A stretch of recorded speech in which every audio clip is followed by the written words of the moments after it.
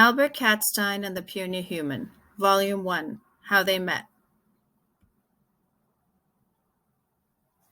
This book was written by Albert Catstein, Ellie Carcuti, and Tristan Carcuti.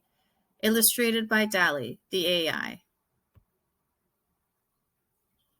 We used Dall-E 2 to create the illustrations for this book. Dall-E is a new AI system that can create realistic images and art from natural language descriptions. Since Dall-E is still learning, each illustration uses different faces for each character. Therefore, we have many different versions of our characters throughout the book. Let's begin reading Volume 1 of Albert Catstein and the Puny Human. In a forest behind the Reese Hospital in Florida lived a colony of 23 homeless cats. There were orange, white, brown, and black ones, and cats with a mix of all different colors.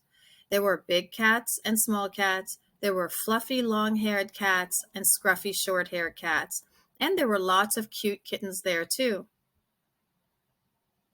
Most of the cats were thin because they did not have that much food to eat, except one. This cat was as big as a small dog. He had thick gray fur, and no matter how hard he tried, he could not get his muddy fur clean. He also walked with confidence because he knew he could protect his colony, no matter what. This big, beautiful gray cat is Albert Catstein, and this is where his story begins. Most colonies of cats have to fend for themselves. They survive by eating lizards, frogs, birds, and garbage. They have to drink dirty water that is very bad for them. They have to sleep in very dangerous places like on the ground or under trees, bushes, cars, or trailers. They also have to keep an eye out for things that could hurt them or even eat them, like coyotes, wolves, snakes, and other cats. Albert's colony of cats was lucky because they had a guardian human who cared for them named Michelle. Michelle lived near the hospital and would visit the colony 2 times a day. She would feed the cats every morning and evening, making sure they had clean water, food that was good for them, and comfortable place to sleep. All the cats knew Michelle was a friend, and when she called for them, they would come running to greet her.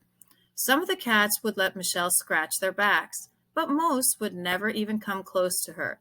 Albert was one of the ones that would never come close to Michelle. Michelle loved all the kitties, but she loved Big Albert most of all, even though he ran away from her if she got too close. That is why she always had some extra food or special treats for Albert, hoping that they would become close friends someday. One day, Michelle did not come to feed the colony their breakfast. Albert and the other cats waited patiently until nighttime, hoping that Michelle would come with their dinner. Michelle did not come that night either. The colony of cats was getting hungry. Albert's stomach hurt, and it was making all kinds of weird sounds too. It was like there was a party going on in his stomach. The cats in the colony started to growl and hiss at each other. Cats who used to nuzzle each other were now mad for no reason. The good hunters could catch something for themselves, but did not want to share it with the other cats. It did not take long before the hissing and the growling started to become all-out fights. The hungrier they got, the worse the fighting was getting. Albert tried to keep the peace, but it was getting more challenging as the days passed without Michelle's visits. One day there was a big fight between some of the cats. There was a lot of screaming and yelling, and some cats even hurt each other.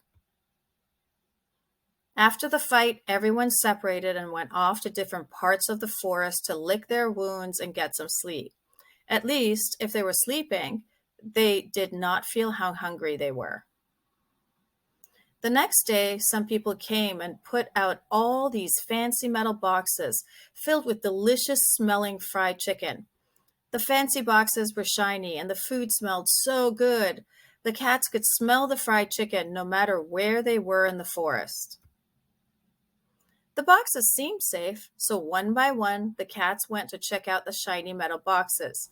Very carefully, the cats went into the shiny boxes to get the yummy smelling food. As soon as they would go in, the door would shut behind them with a loud bang. Soon, Albert and all of his friends were trapped inside metal boxes. Even the kittens tried hard to get out, but they could find no way out. The humans carried the metal cages one by one to a big truck and covered each with a sheet.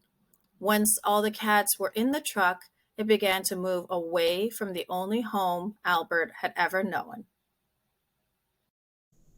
I hope you guys enjoyed Volume 1 of Albert Catstein and the Puny Human. Don't forget to subscribe, like, and comment. Bye!